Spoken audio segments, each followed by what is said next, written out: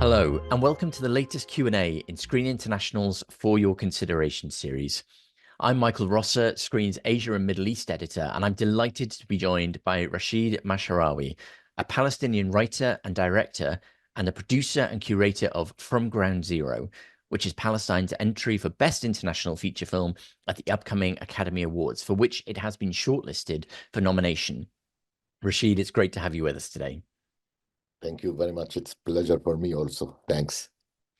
So, From Ground Zero is a collection of revealing stories from 22 Palestinian filmmakers living through conflict who capture their lives in Gaza amidst war, blending approaches that include animation, documentary, and fiction.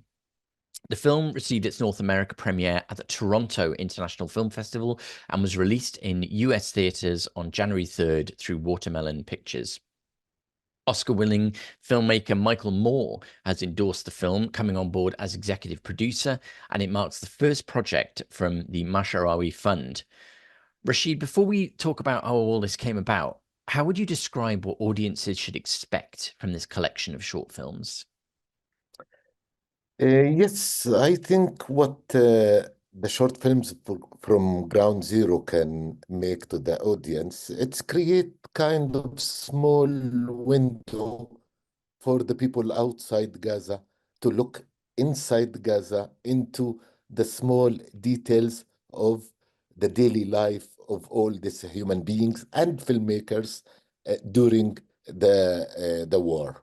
It's mean they can really see the untold stories because it did not look like anything you can see in the news or read or thought even, because we went really very deep with these stories. So it really is a sort of personal view on what is happening there. Yeah, most of the films are really personal. Most of the filmmakers, they are also the story and also the storytellers. And these films were made really under the war and also with very limited equipments. It was very dangerous, really dangerous, just to keep going with this shooting. Yeah, it's extraordinary. So where did the idea to do this come from? Uh, I have to say that me myself, I born in Gaza. I grew up in Gaza. I made many films as a director in Gaza and about Gaza also. All my family now, and we are big families, are in Gaza now. It's my city, it's my people, and I believe that when something like this happened, I talk about all what's going on in Gaza now. Cinema can play a role. Cinema can join, can participate.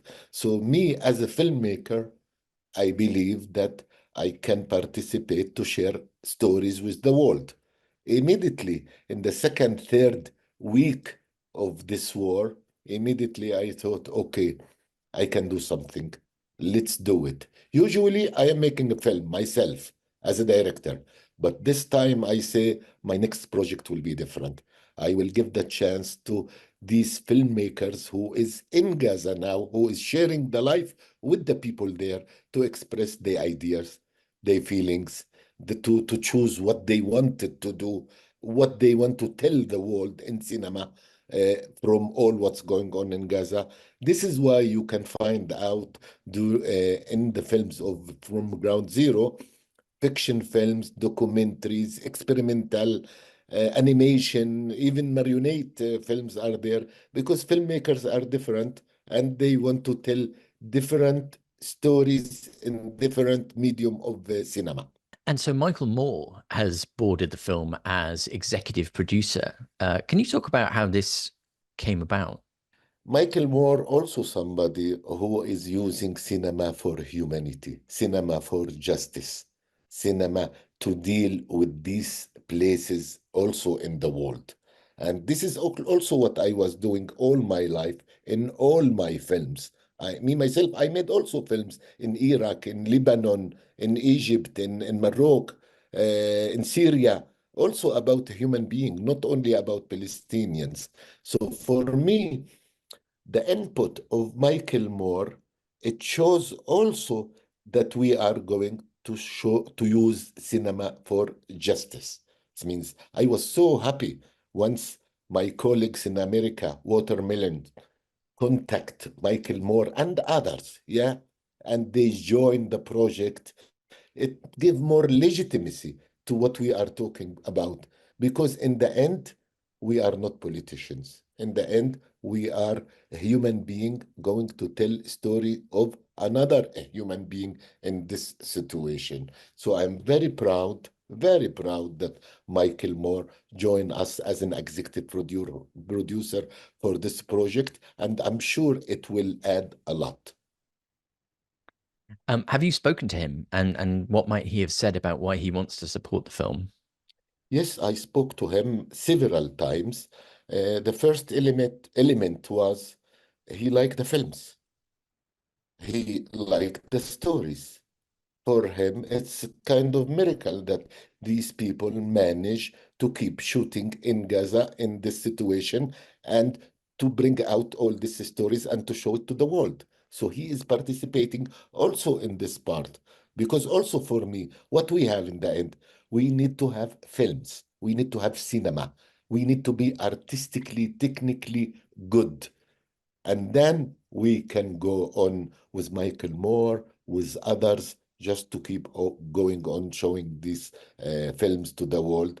As you know, these films were showing of many film festivals and special screenings and important official selection in some festivals here and there in the world. It's only because of the films, the cinema, and the subjects. Now, making a film is extremely challenging at the best of times. So I think to even make a short film in the middle of a war must just be nearly impossible. Can you talk about the unique challenges you and the filmmakers faced on this project? Yes, it was really, as you say, it was very unique because we never experienced a way of production the way how we did with this project. You are dealing with filmmakers that their own priority is to save their own life, to search for safe place for their own and for their own families, to search for food, for wood to make fire, to medicines. So, and then we are asking them to give us an idea to shoot films, to make films. This by itself for us was a big challenge to encourage these filmmakers to join from ground zero and to go and to make a film. But on the ground, once you want to work, first thing you need electricity, because without electricity, nothing can be done. And in Gaza, many times we have no electricity. Once you don't have electricity, this means you cannot charge mobile phones, you cannot charge laptops, you cannot charge battery of cameras, no internet, no communication. So it happened to us many times. For a few days, we lost contact with everybody. And then when we get back to contact, we try to reorganize everything again to see who is where, who is alive, what happened with this, which problem we have here, and we find out that these filmmakers move from one place to another. Some filmmakers could not continue to finish their own stories or their own ideas because they lost people from the family or they lost houses. Some stories cannot be made because of the situation. Some films changed during the filmmaking. The reality joined to tell the story or to finish the script because some were real documentaries and they were following the reality on the ground. So it means to work with 22 filmmakers and each film has 4 or 5 assistants. We are talking about more than 100 people are dealing with this project in Gaza under bombing in all Gaza. It means in all Gaza, in Rafah, in Khan Yunis, in Jabalia, in Gaza City, in all Gaza. Mm. I mean, how did they even get the material out of Gaza? We based on internet to upload material, but many times, oh, there's no internet, oh, it's very weak internet. We were sometimes connecting to different press or journalism who has international SIM card. When the Israeli occupation cut all the internet, these SIM cards still working. But to go there, it's dangerous because usually it's tents, it's next to hospitals, it's next to the border of Egypt, what we call Rafah border. So many people need to risk their own life to carry a hard disk to go from one place to another place to upload material. Even once we find a good place in the middle of Gaza in a city called Deir el-Balah, we find a tent where we really have internet there. Just a few days and they bomb all the area and they bomb also our tent. And I was lucky that people who work in from ground zero was not there at the same moment. They were 3 hours before they were uploading material. And also for the uploading, we need to be patient because the material sometimes we need to take 1 hour to be uploaded in the normal time. It can take 2 days. And once it's cut, we start again from the beginning. So we spend months to upload material and to have it for the post-production outside Gaza. We have a team who work for uploading material, a team in Gaza. And we have advisors who check the roads where we can go and when and how. It's been beside the filmmakers who were busy of filming and following their own story or their own way how they want to tell the story. So, what does it mean to be shortlisted for the Oscars, and what would it mean to receive a nomination? For me, it's really, really very good. I am very happy with that because if one of main aims of this idea and from ground zero is to share these stories with the world and to show it to maximum audience that they should know what's going on inside Gaza. I think this nomination or being shortlisted, I think it add more media, it make more and more people aware of what's going on at Gaza. It's create a lot of awareness about the life now in Gaza. Because, people get used to this. We are today more than 450 days, and this war is still going on. We are showing the films who was written, shot, edited, and showing it from the war, and the war still going on now. So it's very important, this nomination, to send the eyes to look at Gaza. And it's very important for us, or for me. So, I mean, so how does it feel after being selected and then turned down by Cannes, the Cannes Film Festival, to have the film elevated on the world stage? I was very happy. Also, after Cannes, with other film festivals like Toronto, who selected officially, or Taormina, or Mid Film Festival in Rome, or Salon, many, many film festivals. In Cannes, somehow they decided they don't want to deal with politics. They don't want to deal with the tension in the area. They declare it even in press conference of Cannes. I don't think they make the good decision because for me, Cannes Film Festival, it's important film festival. It's a big film festival. I think it should play his role to give the stage to the filmmakers to express their own feelings, to serve humanity also. They decided they don't want to deal with politics now because it was only Palestine that when they decided, we talk about April 24, it was only problems in Palestine. I mean, 2 years before, they bring the president of Ukraine. of Ukraine to in the opening of Cannes to speak. Suddenly now with the Palestinians, they decided not. Okay. Then I say, okay, if Cannes don't want to go to Gaza, Gaza should go to Cannes. And then I built my own event in Cannes. I took my team. We built tents exactly like in Gaza with our screening, sound, assistants, media, press, many things. And people come and they watch films and they listen to the filmmakers from Gaza and they share with us many things. And we got a lot of promotion out of that. I think can could join, but some people, I don't know how, some people decide to be losers. I don't know. This means, I don't know. And so, can you talk about then what journey still remains for the film? I understand, there are perhaps more releases coming up.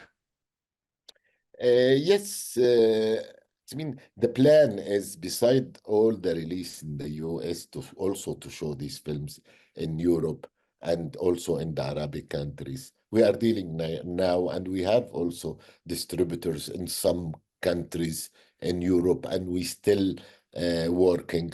And we are also producing new films in Gaza now. There is uh, four films are in documentaries, only documentaries between 20 to 30 minutes each. They are in shooting in Gaza now because our aim is not to make from ground zero and to show it and to celebrate it and whatever. All the time when the war still going on, our cameras in Gaza still going on. It's the same concept, the same idea. And will this be part of the Masharawi Fund? Yes, it is. It's always part of the Mashrawi Fund because Mashrawi Fund was established in December 23 for one aim. Mashrawi Fund, it's to support films and filmmakers in Gaza. So all these films, it's also training for the new filmmakers to make cinema, to give them also a job also to to to make them feel they are not alone. We are together, and we will play the bridge between the Gaza filmmakers and the world. So, might there be a possibility of a second collection of films, or will they perhaps be more standalone? No, no, it's a second collection of films, but the next collection will be only four films. Four films, 25 minutes each, and it will be second and third. It means we need to make films. It means we, the Palestinians, we need to make films. So we were making films all the time before the war.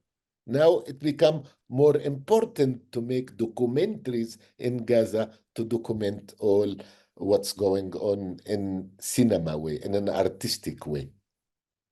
Fantastic. Oh, well, looking forward to learning more and seeing more from that. So, um, sadly, that's all we've got time for today. But thank you so much for taking part in this Screen International for your consideration Q&A today. And to those watching, for more information about this series, visit screendaily.com. Thank you all for watching, and thank you again, Rashid, for taking the time to talk about this remarkable project. Thank you.